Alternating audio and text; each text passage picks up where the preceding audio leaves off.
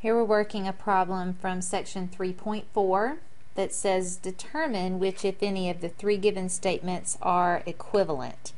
We are talking about logically equivalent here.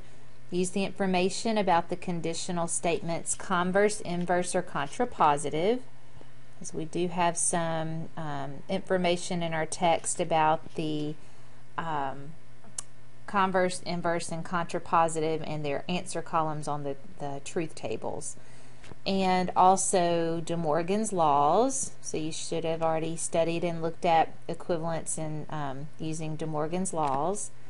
And the fact that if P then Q is logically equivalent, this symbol should actually be this, as the arrow's in a double line here.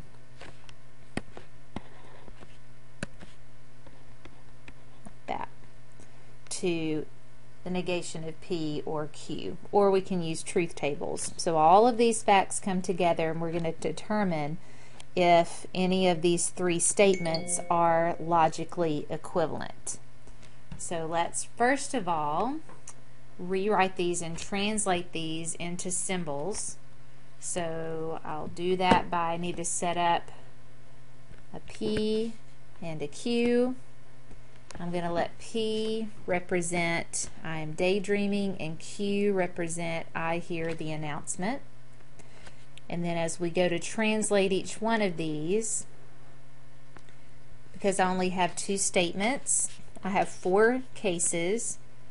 First, P we will write down the truth values true, true, false, false. And then Q would be true, false, true, false. And in doing that, we'll have all four cases that are possible. Now let's fill in each one of these truth tables. Now, one approach to this is we could go through each one of these and check to see if I have any converses or inverses, contrapositives, any De Morgan's law that I could look at. But what will always work are to evaluate the truth tables. And if the answer columns to the truth tables are the same, then we say that the statements are logically equivalent. So let's do that first, and then maybe we can look at some other aspects and see if it falls into other categories. But the truth tables will always tell us which ones are equivalent. So this first one, negation of P, I would copy down the P column, but I want the negation of it, so false, false, true, true. The Q column would be true, false, true, false. And then in a disjunction, the only case where it would be false is if both statements are false. So that would be here. I would have false for this case, everything else would be true. And then let's circle that answer column because that's what we'll come back and compare on each one of these. Okay, part B, first I'll copy the P column down. So true, true, false, false. The negation of Q, which would be false, true, false, true. And in a conditional statement, remember in a conditional statement I have the antecedent and the consequent. And so the only time that this would be false would be if the antecedent is true and the consequent is false, which would be in this first case. So that would be false. Everything else is true. Now so far those two statements are not logically equivalent, and let's see about the third statement.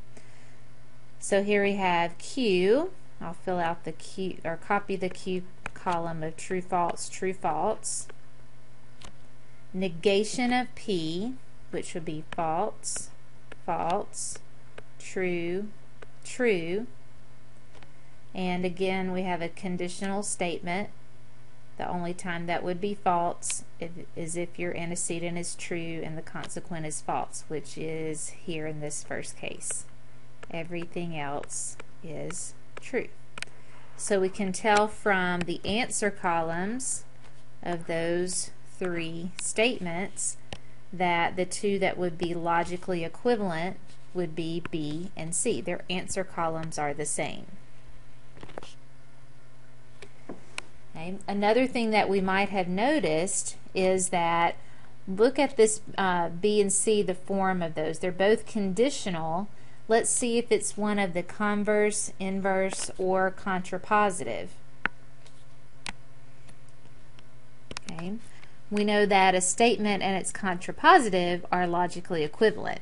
So if you saw that this was a statement, its contrapositive, we would interchange the antecedent and the consequent, and also change we would negate both of them, because for a